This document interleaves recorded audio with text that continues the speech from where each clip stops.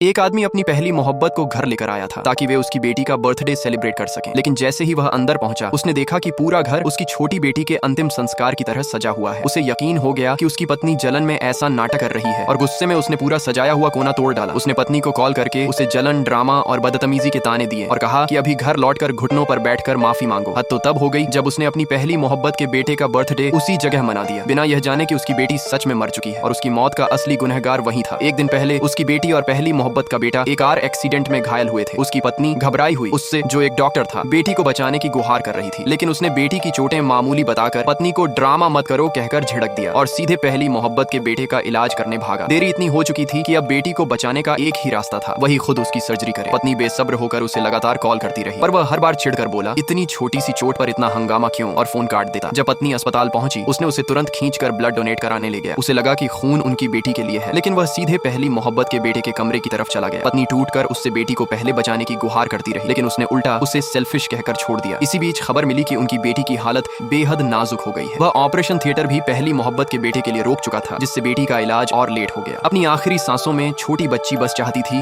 कि उसका पापा उसे एक बार गोद में ले ले। पत्नी ने उसे कॉल किया, लेकिन वह अपनी पहली मोहब्बत में उलझा रहा और कॉल तक नहीं उठाया और बच्ची इस दुनिया से चली गई, दिल में अपने पिता के लिए आखिरी उम्मीद लिए। पत्नी बेटी को गोद में उठाकर घर लाई और उसका छोटा सा अंतिम कोना सजाया। कुछ देर बाद उसने अपने पति को पहली मोहब्बत को गले लगाते देखा। पार्ट 2 के लिए सब्सक्राइब करें।